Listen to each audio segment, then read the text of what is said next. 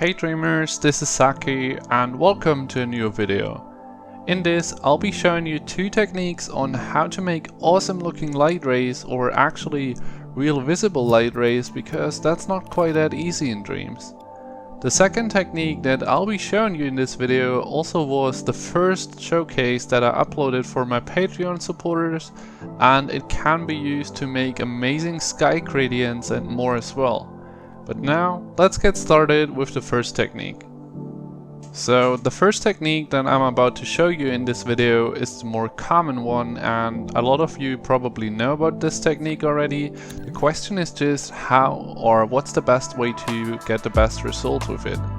So first you want to get out a light from the gadgets menu, and we basically use that and make a few tweaks to get the light rays. So the most important one here is to first get the right color that actually the sun is also giving it. And the brightness should be quite high, because the higher the brightness, the more visible it will be.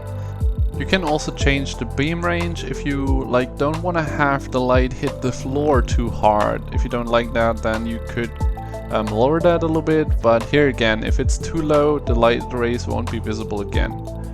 For the beam range or beam angle, I recommend you to keep it quite low, and you can experiment for yourself with the fade angle. The most important option here is to use light image number 8, because that gives you rays straight away. It's not just one big beam, it's split already. I also recommend you to use the image blur to not let it show that it's actually an image. And another super important thing about this technique is actually the fog, because the fog makes the light rays a lot more visible and stronger, and this is on density 1 right now. If you make that higher, the rays will be visible even more, but here you can clearly see the negatives about this technique. Whatever you will do, there will never be super clean light rays. You will always have this flex style of type of light rays. You will see it in the fog, and if there's no fog, the light rays won't be visible enough to call them real light rays. And yeah, you can achieve good looks with this, but not really clean real light rays. And those are the best tips and tricks that I figured about this technique. If you have some improvements, please tell me about it. But one more additional thing we can add here is particles to our light. These support the light rays and make it a lot more atmospheric and good looking. I'm pretty sure you all saw that in real life already. Particles are only really visible when there's light shining through. So yeah. Another thing here is the grade and effects gadget can support the light rays, or light in general, if you put bloom and lens flare up a lot. It just gives the light so much more power, and also makes the natural light ray that comes from the sun a lot more visible when you look at it. With the sun and sky gadget, you obviously want to put the sun from the direction where the light rays are also coming, or you want to put the lights into the direction where you put your sun. Otherwise, yeah, it wouldn't be really logical.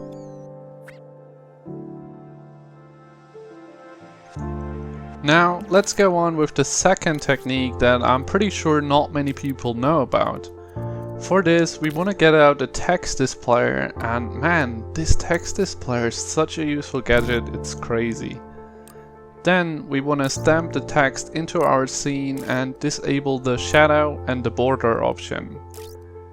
In the first tab, we now want to enter a text. This is important because otherwise it won't show up in our scene, and you can straight away give it a form with it. You can also do that in the second tab if you disable autofit, and now you can just transform it as you want to. The second tab also has quite a few really important options for us, but first we can change the size by just using the D-pad. And we want to go onto the third tab first and make a few adjustments to the texture range and actually make it look like light. Here I set both of the options to 100% and the fade amount to around 80%. You can try with that a lot though. Then on the second tab we have quite a few options to take here. I really like to give it a little bit of brightness and a very low opacity, so it's not a real box or something more like real light. I like to use 100% of padding, and yeah, you can also play around with these other options, but they're not as important.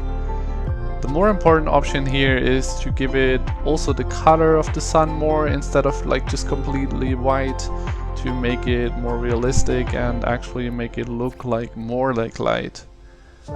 Now once you got the right color and the right options that you feel like, now it's actually the time to place it as you want to. This is basically how it works. With that, we have a really clean and nice looking light ray or god ray coming down there, and it looks really good. And yeah, as I said, this was one of my first little tutorials that I uploaded to my Patreon supporters months ago. If you would like to support me as an artist, feel free to head over and subscribe to my Patreon to even gain more knowledge for little stuff like this. I'll leave it in the info box on the top right now, and also in the description down below. But now I would like to show you another thing that you can actually do with this technique, and for that I have a great example by my mate Disarmed. He made a beautiful sky scene where he shows off a gradient in the sky that a lot of you wondered how he did that, and well, he did it exactly with the technique that I just showed you.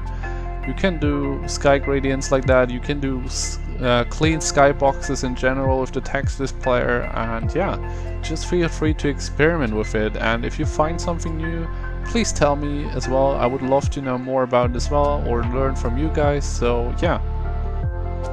And with that, I would like to thank you guys so much for watching.